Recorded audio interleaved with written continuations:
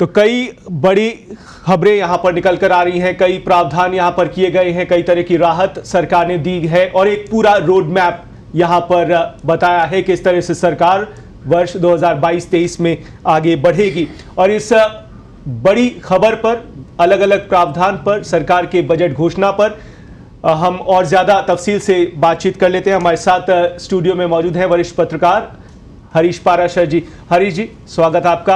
और first reaction आपका जानना चाहेंगे, किस तरह से देखते हैं ये पूरा 1.5 घंटे का बजट भाषण वित्त मंत्री ने पढ़ा है इसमें?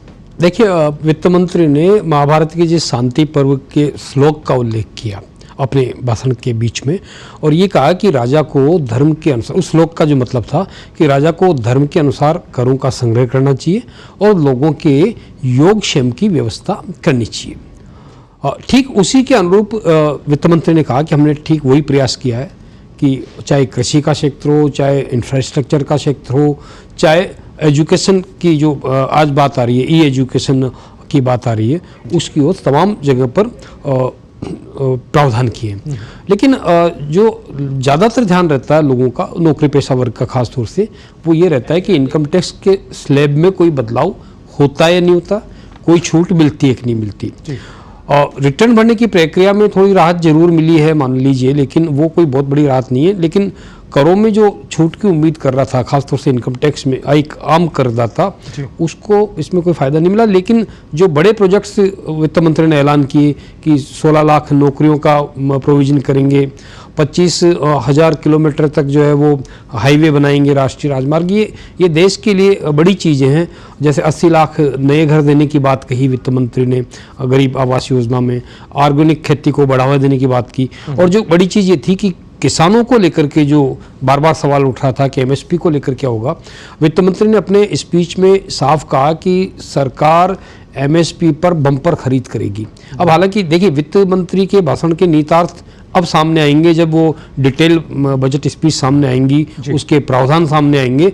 लेकिन मोटे तौर पे जिस तरह से वित्त मंत्री ने कहा कि ये अमृतकाल का बजट है और हमने इस बजट के माध्यम से अगले 25 वर्ष के देश की बुनियाद रखी है विकास की लेकर के, तो वो एक संकेत था कि किस तरह से वित्त मंत्री ने ताना बाना बुना होगा। क्योंकि हम अमृत महोत्सव मना रहे हैं तो हम 75वां उत्सव मना रहे हैं, और वित्त मंत्री का ये कहना था कि जब हम 100वां उत्सव मना लेंगे देश की आज़ादी का, उसको हमने ध्यान में रखते हुए, अगले 25 साल की तरक्की को ध्यान में रखते, अगले 25 साल की ज़रूरत को ध्यान में रखते हुए बजट के प्रोविजंस किए। बजट की प्रतिक्रियाएं चूँकि अब आएंगी, लोगों की, प्रतिपक्ष क्या कहता है, सत्ता पक्ष के लोग क्या कहते हैं, लेकिन मोटे तौर पे ये बजट, इसमें हम ये कह सकते हैं कि कोई ऐसा विशेष चीज़ नहीं है जिसको आप उल्लेखनीय कहो, और ऐसा कोई खराब भी नहीं है जिसको लेकर के चिंता की जाए, ये की जाए कि देश का बजट देश के अनुरूप नहीं है, देश के लोगों की भावना के अनुरूप नहीं है। जो प्रावधान किए हैं उसमें स्वाभाविक रूप से जीएसटी को लेकर सवाल था, जीएसटी पर भी कुछ क्लियर नहीं हुआ। पेट्रोल डीजल को लेकर के जो बात आ रही थी कि उससे कुछ राहत मिलेगी, लेकिन हो सकता है कि आगे के प्रोविजंस कुछ नए ऐसे आएँ जिसमें वित्त मंत्री, क्योंकि वित्त मंत्री को बजट पेश करने के बाद सदन में बहस भी होती है, उसके बाद जवाब भी देना पड़ता है, तो कई चीज़ें ऐसी है जो आगे के दिनों में हमें देखने को मिल सकती है। जी बिल्कुल, आगे के दिनों में देखने को मिल सकती है। और अलग अलग प्रावधान अलग अलग क्षेत्रों के लिए किए हैं। कृषि के जहां तक बात हमने की है, वर्ष 2023 जो है वो मोटा अनाज वर्ष घोषित हुआ है। साल के दौरान 163 लाख किसानों से 1208 मैट्रिक टन गेहूं और धान खरीदा जाएगा। बम्पर खरीद यहां पर सरकार करने जा रही है, किसानों को खुश करने की एक तरह से कवायद देख सकते हैं। बड़ी बात हरीश जी, एक डिजिटल करेंसी पर सरकार का फोकस है। आने वाले दिनों पर अब डिजिटल तरीके से ट्रांजैक्शंस किए जाने की बात सरकार कह रही है, और इसे लेकर क्रिप्टो करेंसी की भी बात आई है। टैक्स भी हालांकि सरकार इसकी आय पर लगाएगी। किस तरह से देख रहे हैं? डिजिटल युग है, डिजिटल कवायद सरकार की। आप इसका अंदाजा इसी बात से लगा सकते हो कि बाकायदा सरकार ने डिजिटल यूनिवर्सिटी घोषणा की है, डिजिटल यूनिवर्सिटी के खोलने की। और दूसरा, जो जिस क्रिप्टो करेंसी की बात हो रही है, अब तक इसको लेके वापोत की स्थिति थी कि ये लीगल है कि नहीं है। हालांकि खुले रूप में नहीं तो छिपे रूप में क्रिप्टो करेंसी का कारोबार हमारे यहाँ लंबे समय से चल रहा है। ये बात जरूर है कि इससे होने वाली आय पर सरकार ने संकेत दिया साफ कि इसमें 30% तक टैक्स लगा दिया जाएगा। तो कोई फिर भी एक नई तरीके सिस्टम जो है मार्केट में डेवलप होगा। इसका मतलब लोगों की जो लेन देन की क्षमता है, लोगों के आय की जो क्षमता है वो भी क्रिप्टो करेंसी के माध्यम से बढ़ेगी।